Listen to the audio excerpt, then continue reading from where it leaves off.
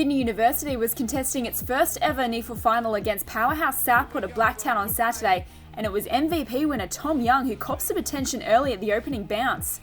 A free kick early here, and already we've seen some contact. We mentioned it could be a physical one. The students were first to strike on the scoreboard when Damien Bonney pounced on a defensive error. And he won the inclusions today. Kick comes away through Damien Bonney, and he kicks the first goal of semi-final number 1. Ryan Brabazon set up teammate Tom Morrison for their second, and Jordan Law made it 3 in a row at the 20-minute mark. It'll bounce for Law, a couple of bounces, he gathers, puts himself under pressure, but he puts it through the goals. Jordan Law kicks Sydney Uni's third. The Sharks eventually found their feet and capitalised from a Josh Hunt handball to set up Jack Anthony for their first. 15. Southport with their first and a very important strike. Matt O'Dwyer extended their lead inside a minute of the second term, but inaccuracy soon crept in for the students as they booted the next 5 consecutive behinds. The left footer, and he's missed that one. Gee, he'll be disappointed with that. Bonney broke the drought from a terrific contested grab, and Austin Lucy continued the highlights reel with a gem from the boundary as the margin crept out to 36. Sting out of this Southport attack. This barrage fortuitously to Lucy. He kicks a wonder goal. Austin Lucy, and just like that, Sydney Uni strike back. Anthony and Hunt booted back-to-back goals within 2 minutes approaching half-time to give them some confidence as the Sharks lifted a gear in the third. 2 hands to the football. No chairs inside, he takes a good mark. Anthony had his third major at the 6-minute mark, and Tom Thines soon added his name to the score sheet. Puts the ball on the boot and he puts it through the goals. He's got Southport's 5th and they run to him. At the very next centre bounce, Hunt produced some magic and reduced the margin to just 15. The tap. We'll have to start kicking accurately though, Sydney Uni, because Southport all of a sudden, Hunt lines up and he has kicked an absolute ripper right on 50. The Sharks are circling. But the students steady with 2 late goals to take a handy 25-point lead into the last term. Keel can't go with him, and there's Mitchell Thompson who kicks Sydney Uni's 9th goal. The first goal of the final quarter would be worth its weight in gold, and it came from Jacob Derricks to put Southport on the ropes. High ball falls to Derricks.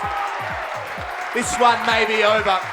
The students booted 4 goals in 10 minutes and kept the Sharks goalless in the last to run away with a 48-point victory. Thompson tries to kick the unthinkable, and Tom Young comes through, the NEAFL MVP medalist.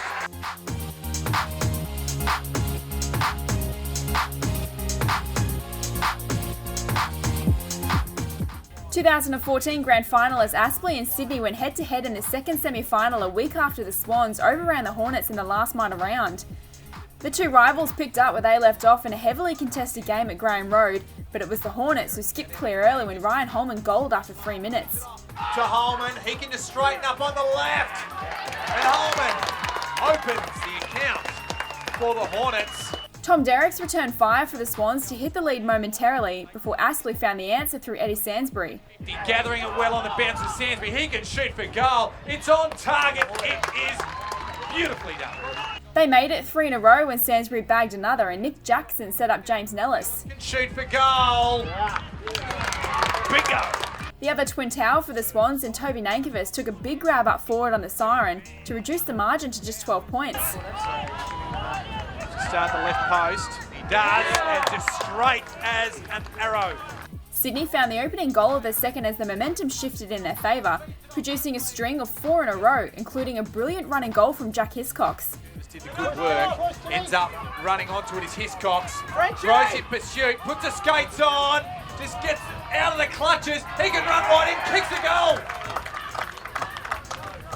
It took until the 26-minute mark for 2014 MVP Matt Payne to break the drought for the Hornets.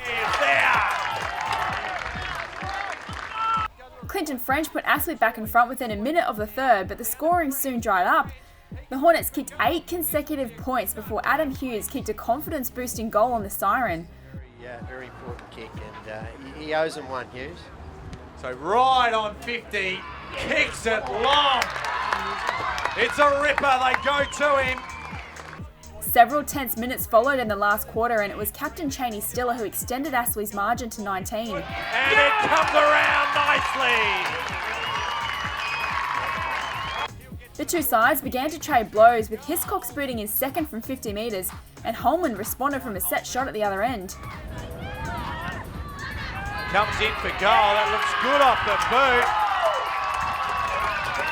As the match ticked into time on, Sydney produced 2 goals in a row when Nankervis took a contested grab in the goal square, and Hiscox again found some space. Again, run, space, carry, goal.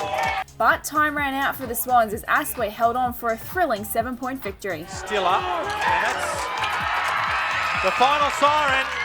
And Aspley keep their premiership defence alive in season 2015.